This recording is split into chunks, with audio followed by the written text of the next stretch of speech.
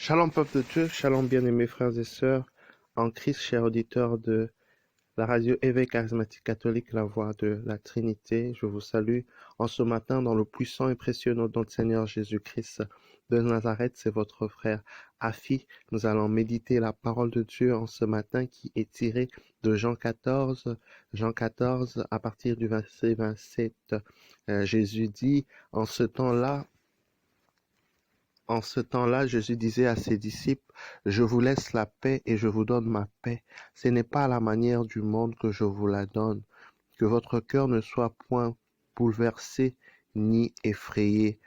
Quand Jésus, n'est-ce pas, revient vers les disciples après la résurrection, voici que Jésus, premièrement, offre la paix.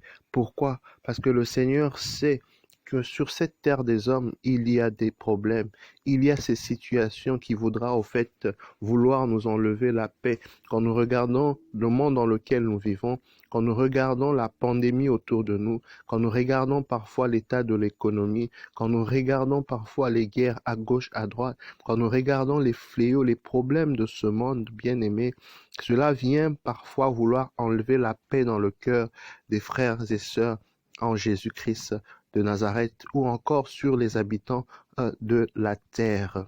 Oui, Jésus nous avait même aussi prévenu en disant que vous connaîtrez des tribulations, mais tenez ferme parce que j'ai vaincu le monde. Le Seigneur est en train de nous rappeler en ce matin que c'est lui qui est la source de la paix. C'est lui qui est source de paix. C'est avec lui que nous devons être pleinement en communion pour justement ne pas être effrayés, pour ne pas être bouleversés, pour ne pas vivre comme, n'est-ce pas, les païens vivent.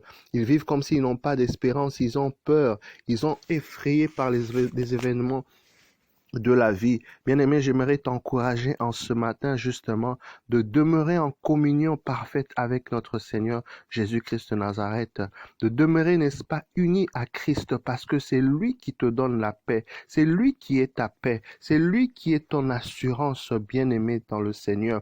Comment faire justement pour cultiver justement cette paix qui nous vient de Dieu? Parce que ce n'est pas quelque chose qu'on peut acheter avec de l'argent, ce n'est pas quelque chose de matériel, mais c'est quelque chose de spirituel qui est précieux, qui nous est communiqué, n'est-ce pas, par le Seigneur. Comment faire justement pour être dans des dispositions telles que nous bénéficions de cette grâce, de cette paix intérieure, bien-aimée.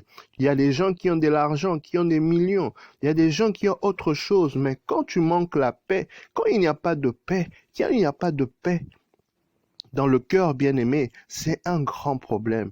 La Bible dit, recherchez d'abord le royaume de cieux, et le reste vous sera, n'est-ce pas, donné de surcroît. Donc en recherchant le royaume de cieux, justement, on recherche ainsi la paix, la rencontre avec Christ qui nous donne la paix, pour que le reste nous soit donné. Si nous recherchons autre chose, si notre priorité est autre chose, bien-aimé, ça c'est un grand problème. Parce que la Bible dit, à quoi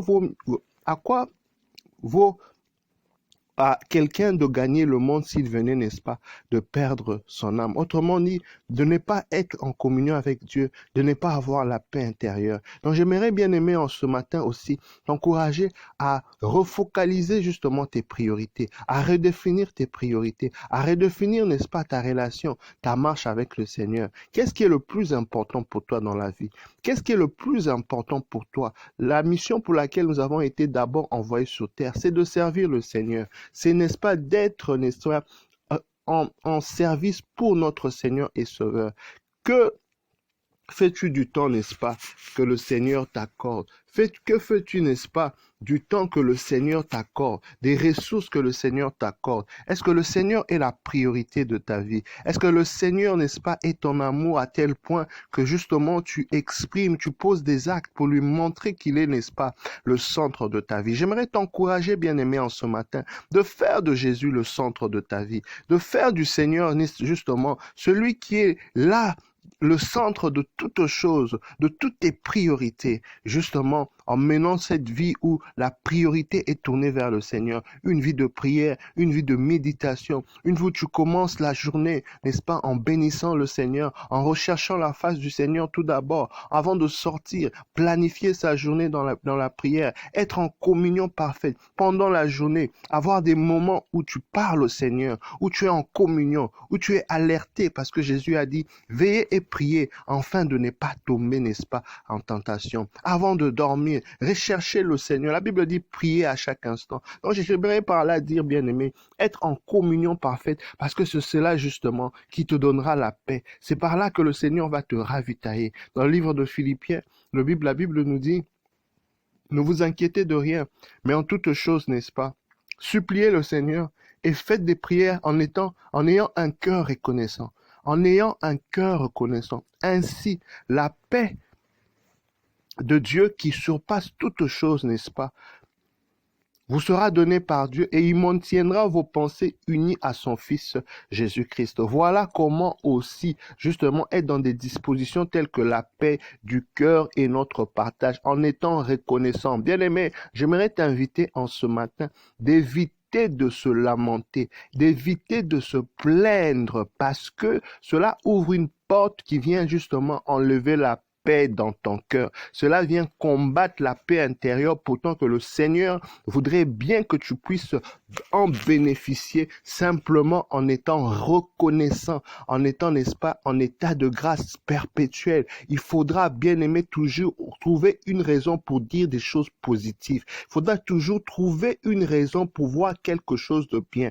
Même quand ce que tu vois, n'est-ce pas, ne répond pas à tes attentes. Même lorsque tu souffres, même lorsque la situation devant toi, bien-aimé, est différente, tu dois parler le langage de Dieu. Tu dois parler un langage d'action de grâce. Parce qu'en parlant différemment, tu dis la vérité. C'est comme si tu étais en train de prophétiser. Tu t'alignes avec la pensée de Dieu. Tu t'alignes et tu t'accordes, n'est-ce pas, avec la pensée divine. Le Seigneur dit, deux personnes peuvent-ils marcher ensemble sans pour autant se mettre d'accord. Lorsque nous sommes en action de grâce, lorsque nous sommes reconnaissants, lorsque nous disons des paroles positives au milieu de tout ce qui est négatif, nous nous accordons avec le ciel. Nous sommes en accord et en communion parfaite. Ainsi, bien-aimé, la paix de Dieu reposera dans nos cœurs. La paix de Dieu, bien-aimé, tu peux être en train de souffrir avec une maladie. Tu peux être en train de connaître le temps de dépression. Tu peux être en train de connaître des moments difficiles, n'est-ce pas, dans ta relation.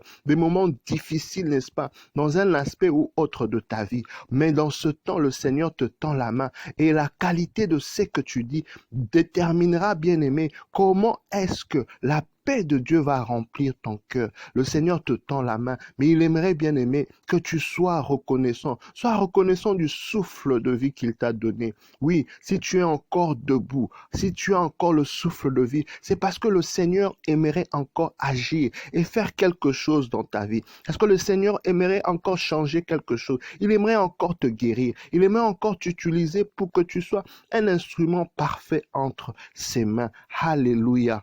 La Bible dit que votre cœur ne soit point bouleversé ni effrayé. Ainsi, mon frère, ma sœur, en Jésus-Christ de Nazareth, en sortant de la maison en ce matin, tu dois préparer la journée avec la prière. Tu dois te préparer pour que tu sois rempli, que tu sois rechargé, parce qu'en sortant, il y aura des événements qui voudront venir chercher à enlever ta paix. Oui, il y aura des choses, n'est-ce pas, des mauvaises nouvelles, des tristes nouvelles, des choses à gauche, à droite.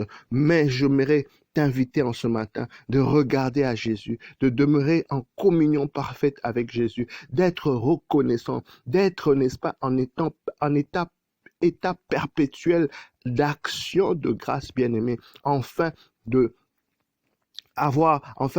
comment je peux dire, de garder ce qui est précieux, la paix qui ne s'achète pas, mais qui vient, n'est-ce pas, de notre Seigneur, un don de notre Seigneur, afin que nous puissions le garder vraiment de manière précieuse et que nous soyons, n'est-ce pas, en parfaite harmonie, en parfaite communion, n'est-ce pas, avec le Seigneur. Oui, je prie, bien-aimé, que cette journée soit une journée de gloire pour toi, de gloire en gloire que le Seigneur t'emmène, que la paix de Dieu qui surpasse toute intelligence soit ton partage au nom de Jésus, que le Seigneur chasse tout ce qui est anxiété, tout ce qui est inquiétude sur ta vie, au nom puissant de Jésus. Je plonge cette journée dans le sang puissant de notre Seigneur Jésus-Christ de Nazareth. Que 1000 tombent à gauche, 10 000 à droite. Je déclare que toi, tu n'es pas atteint au nom puissant de Jésus, à cause de ton alliance avec le Seigneur. Oui, bien-aimé, sois béni en ce matin et que le Seigneur t'accompagne, te fasse grâce.